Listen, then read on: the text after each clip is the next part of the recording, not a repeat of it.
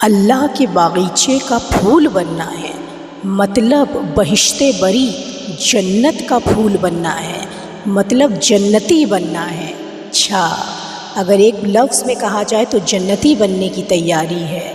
جنت جانے کے لیے دنیا کی طرف پیٹھ کرنی ہوتی ہے، رخ ادھر کی طرف، پیر ادھر کی طرف۔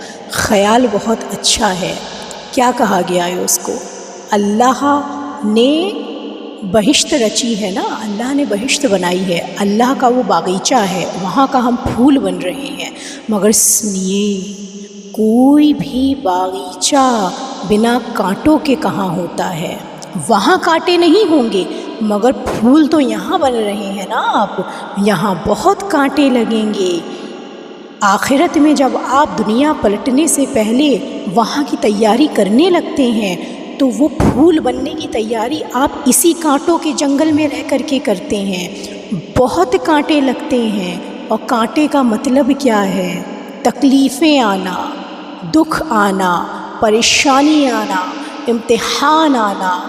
اور اللہ کبھی یہ کلیم نہیں کرتے کہ تم میرے راستے پہ چلو گے تو تمہارے راستے میں پریشانی نہیں آئے گی۔ وہ تو پہلے کہہ دیتے ہیں بہت بہت امتحان آئیں گے، ہلا ہلا دینے والے امتحان آئیں گے، بہت پریشانیاں آئیں گی۔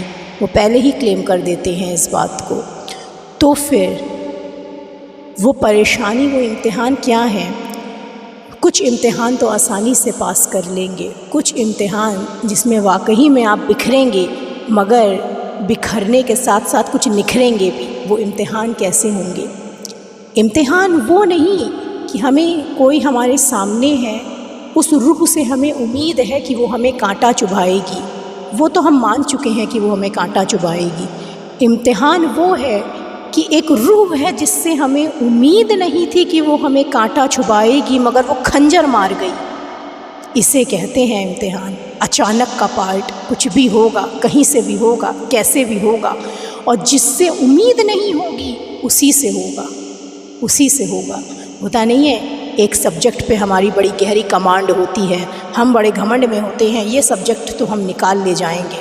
وہی سبجیکٹ میں اس طرح سے کوشچن آ جاتا ہے کہ ہمارے گھمنڈ کو چکنا چور کرنے کے لیے کہ اسی سبجیکٹ کا وہی کوشچن سولو کرنے میں انسان کے پسینے چھوٹ جاتے ہیں۔